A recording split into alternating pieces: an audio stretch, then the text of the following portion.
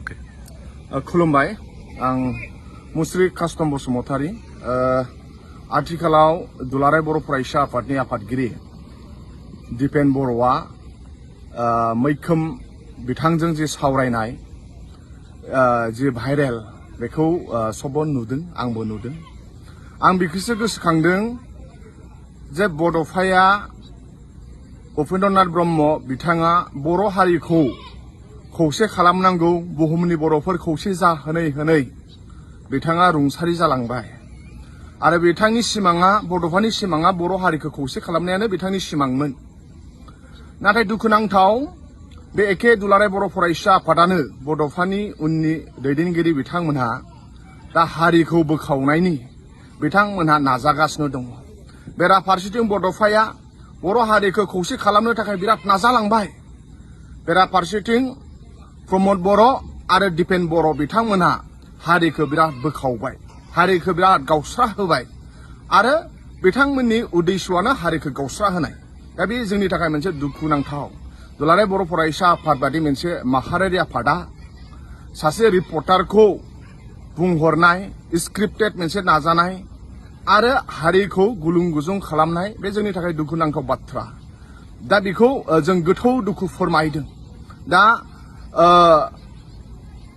बड'लेण्ड रादाबनि संबिधान बेरेखा खामानि मावनाय बादि मैखोमा साजा मोनबाय दुलाराय बर' फरायसा आफादनि संबिधाननि बेबो मोनसे बेरेखा हाबाफारि दुलाराय बर' फरायसा आफादनि संबिधाना बर' हारिखौ खौसे खालामनाय बर' हारिनि थाखाय खामानि मावनाय नाथाय बर' हारिखौ बोखावनो नाजानाय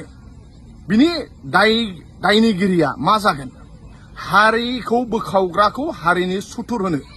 हारिखौ बोखावग्राखौ हारिनि गद्दार होनो दा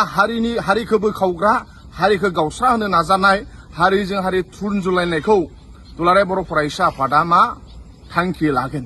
आरो बेराफारसेथिं जोङो बर' हारिया दिनै बुजिनो नांगोन बर' हारिखौ खौसे खालामनोसो नाजानो नांगौमोन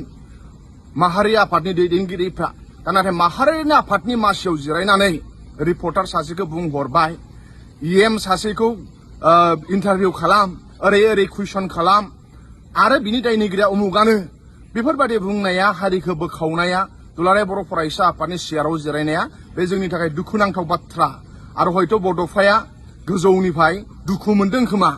जे गावनि उननि दैदेनगिरिया एखे मासियाव जिरायनानै बेफोरबादि हाबाफारि लानायखौ ओंखायनो दा हारिखौ बोखावग्राखौ दुलाराय बर' फरायसा आफादा मा होनो बे आंनि सोंथि आरो हारिखौ गावस्रा होनो नागिरनायखौ दुलाराय बर' फरायसा आफादा मा साजा होगोन आरो बेराफारसेथिं जों बर' रायजो राजाया बुजिनो नांगोन माहारियारि आफादनि मासियाव जिरायनानै हारिखौ गावस्रा होनो नाजानाया बे आंनि फारसे आंनि कास्टम बसुमतारी जानानै बे आंनि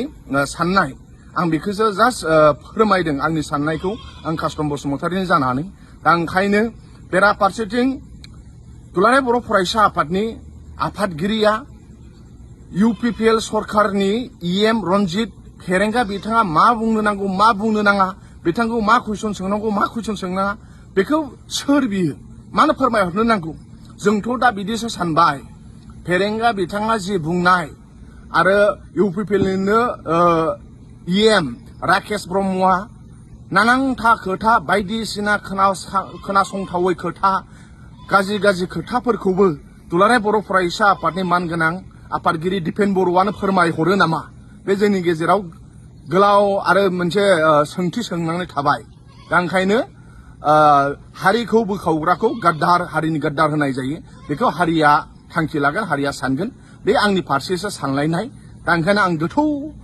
दुखु मोनदों दुलाराय बर' फरायसा आफादनि सानसे समाव जोंबो मावथिमोन आंनिफ्राय फारसेनिफ्राय आं बिदि